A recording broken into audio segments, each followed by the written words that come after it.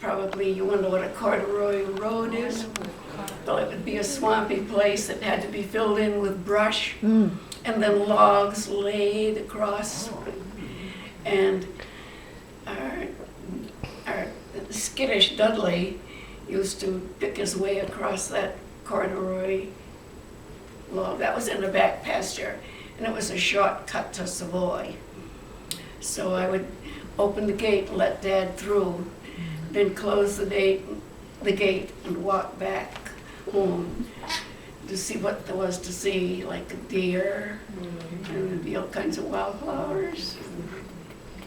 The bunny rabbits. And rabbits.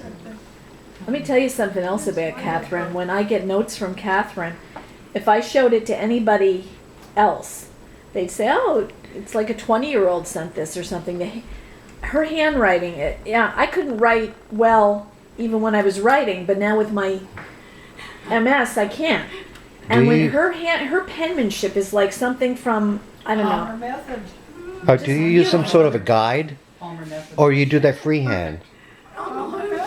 Because the bottom of your sentences are perfectly, like you can put a straight edge underneath it. It's like imaginary lines. I know. It's wonderful. I got a summons to Boston court once for, I guess it was over parking or something. And it just so happens that the car never went out of the garage that day. And we never had a Pontiac. And there was some other reason.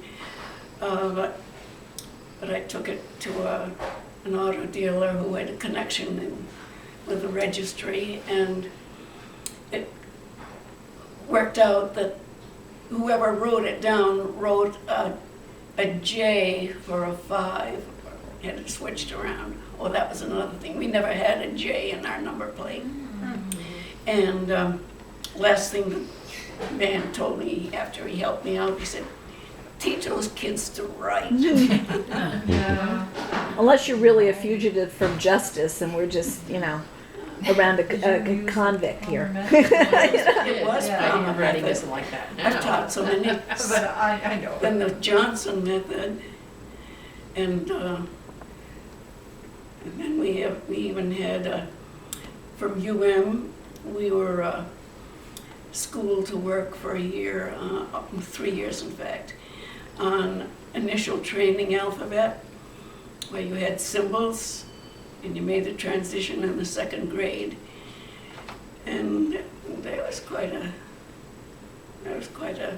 rumpus among them. Kathryn, when I was 10, I told my mother that I had read that we were talking about pneumonia. And I said, well, there's pneumonia, which is bad enough, but there's P pneumonia. And P pneumonia is deadly. That's twice as bad as plain old pneumonia. And my mother had to explain to me that P pneumonia was pneumonia, but it was spelled, because it was the first time I'd seen it written out, you see. It's a good one. I didn't know people got that anymore. I was surprised. Yeah. Well, this has been